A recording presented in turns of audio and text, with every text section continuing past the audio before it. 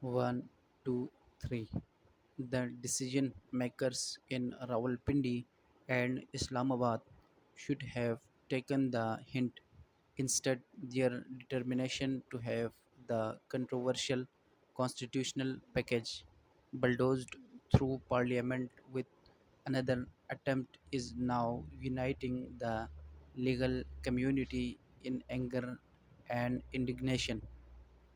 Over the weekend, some 300 lawyers from across the country, including some of the most notable names in the profession, signed on to an open letter addressed to the judges of superior judiciary, urging them to refuse to take any part in a constitutional court that is set up under this government's secretive legislative agenda, saying that they recognize the Supreme Court and the High Courts as the only constitutional courts of the country.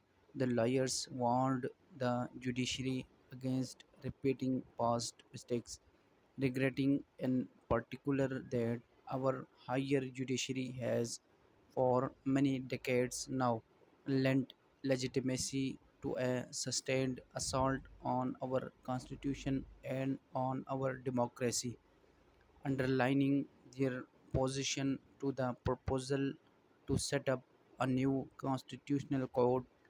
These representatives of the legal community have made it clear that, in their eyes, such a court would be considered a PCO court on those who take the oath to serve on it will be PCO judges. This is unusually strong phrasing by the lawyers community, while they doubtless would have debated the merits and demerits of constitutional court more congenially in a different context.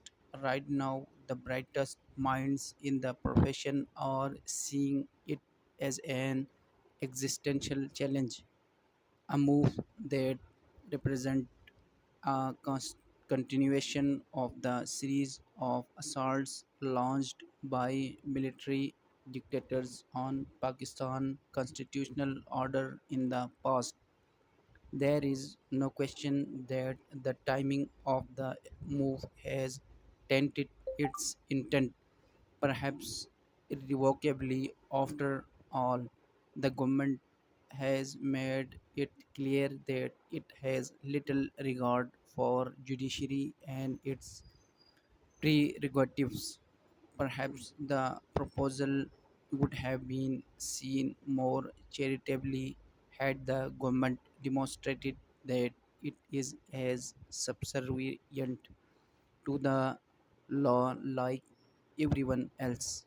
Instead, it chose to disregard even sabotage express orders of the Supreme Court on multiple occasions, with the latest being in the reserved seat case.